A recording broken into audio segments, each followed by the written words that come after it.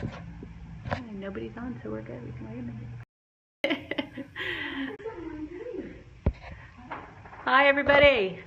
I am trying to see if you can see me because I can't see me. So, yeah.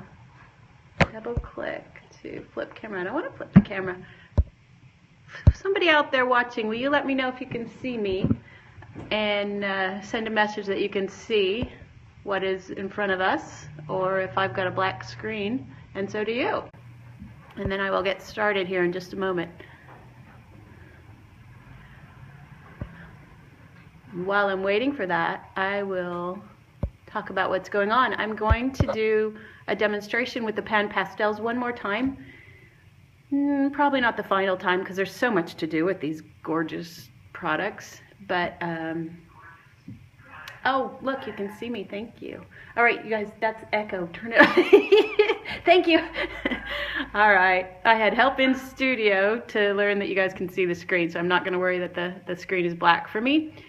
Anyway, I'm going to demo about pan pastels one more time and show color depth, or rather how I get depth of color through layering the pan pastels, and it allows me to include elements in those layers that are still visible while growing the depth or opacity of color over time, or over layers. And in addition, I want to show you a little bit about what else is going on in studio today, because it's kind of a special week here. And then give you a quick blurb on what I'll do next Wednesday, because I'm trying to make a commitment here to do a demo Wednesdays at 11 o'clock Eastern every week. So first, I will get started. I've started this piece ahead of time just because the process it kind of involves cooling in between, and I wanted to not sit here and let it cool while we're on screen. But what I've done here is an initial layer. This is an encaustic board, and the initial layer is of medium, just to give myself a good foundation. I then did an image transfer, so you'll get evidence of how that will show up through the layers of the pan pastel glazing I'm going to do. I then did a little bit of incising as well, and then applied this layer of pan pastel. So there is one glaze layer of pan pastel going on this surface.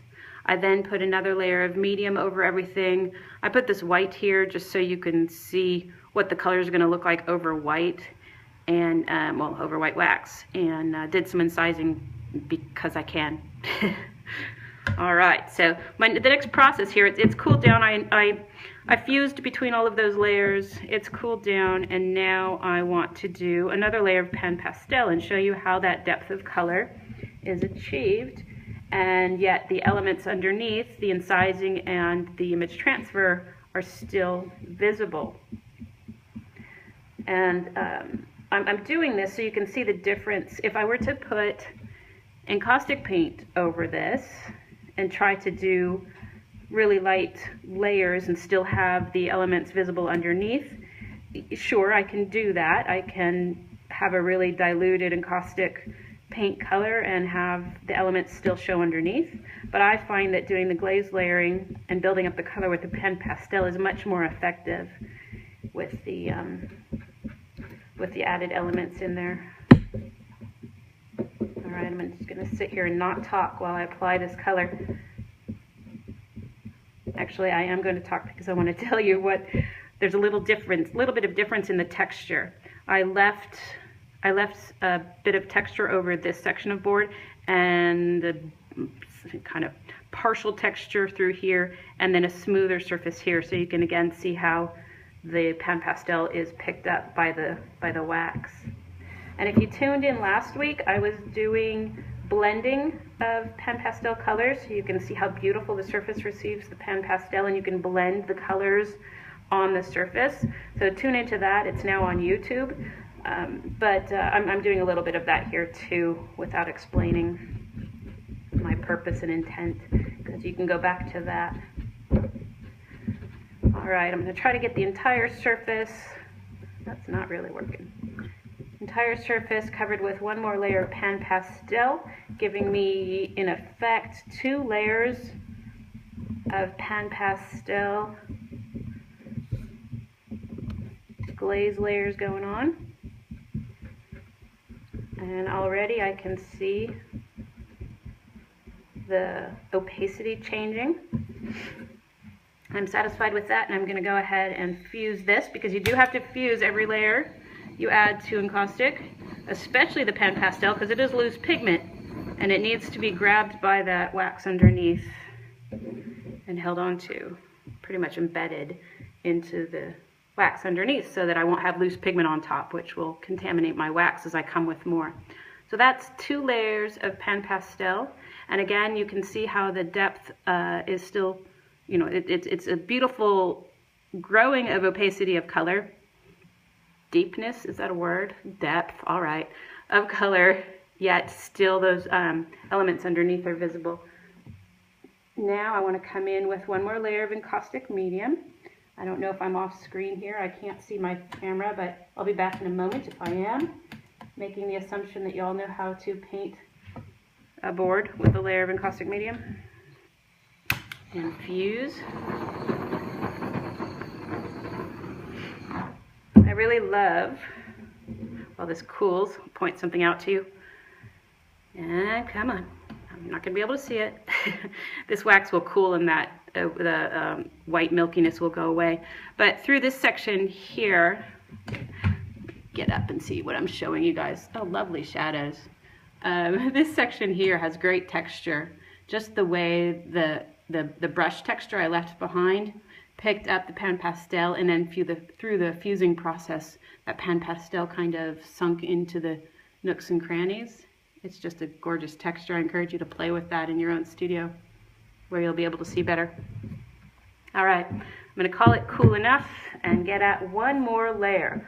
I'll end up just doing 3 layers for you here, and hopefully it will bear evidence what I'm trying to demonstrate, which is that growth of, or the depth of color through these glaze layers without having dense opacity. And I have one finished board that I will pull out and show you once I'm done fusing this one.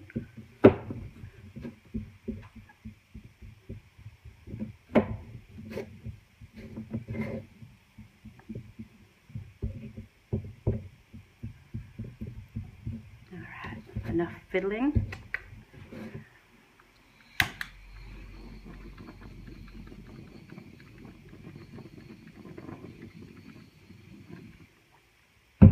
I need a before and after next to each other. Should have taken a shot and brought it in. But you can see how I've got lovely depth of color here, really rich concentration of those colors, and yet you can still see through to the elements underneath. That was 3 layers of the glazing with panpastel and encaustic medium. The area over the white here with the incising. Look how beautifully that shows up. Great texture. Golly, I'm going to have to work on getting better lighting here for you guys. Or maybe just tell the sun to come out when I'm broadcasting.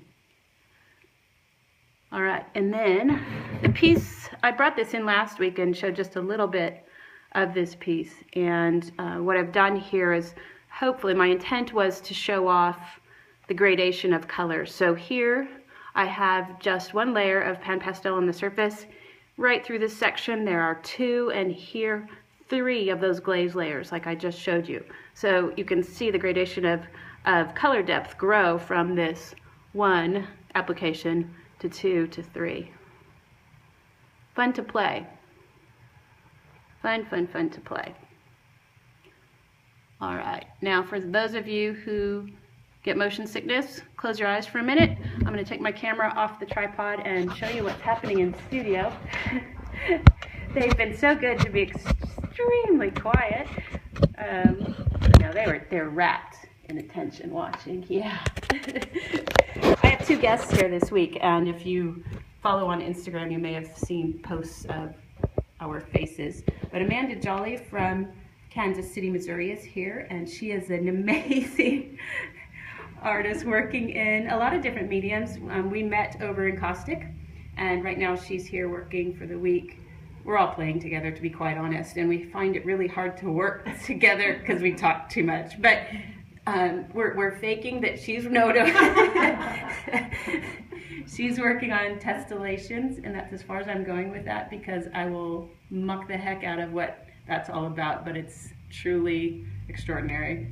And then Crystal Neubauer's here as well, down from Racine, Wisconsin. Oh, she told me no face. Whoops. Working on some collage pieces. If any of you don't know Crystal, she is a fantastic collage artist, and she's graced us with watching her process this week. You can find both of them on Instagram, on Facebook, and on Periscope, although lacking broadcast as of yet. Those are forthcoming. Pressure. One more bit. I went with stencils last week, and I thought I'd give you an update on where those have gone. Almost nowhere. But I want to keep sharing these with you because my intention is to bring them to a place of completion that I'm happy with. And I won't point out where my struggle is because I can already hear everybody going, no. But I wanted to show you how I've transformed them ever so slightly and started messing with the pieces. And I will give you another update next week, making the grand assumption that I'll have worked on them. And speaking of next week, I will tune in with a little bit of metallic. I want to show you some things that I've been doing with metallics and what I like to share with students about metallics. And a lot of people really enjoy how they behave on the encaustic, so it's a worthwhile time to share them with you. Look forward to it. There won't be any broadcast this Saturday. That's the Encaustic Kits live time. That's going to take up my all broadcasting time. So look forward to next Wednesday. And if you're unaware of what Encaustic Kits is, I encourage you to go to my site and check it out. Love to have you along. A new quarter starts in April. Take care. Thank you. Bye.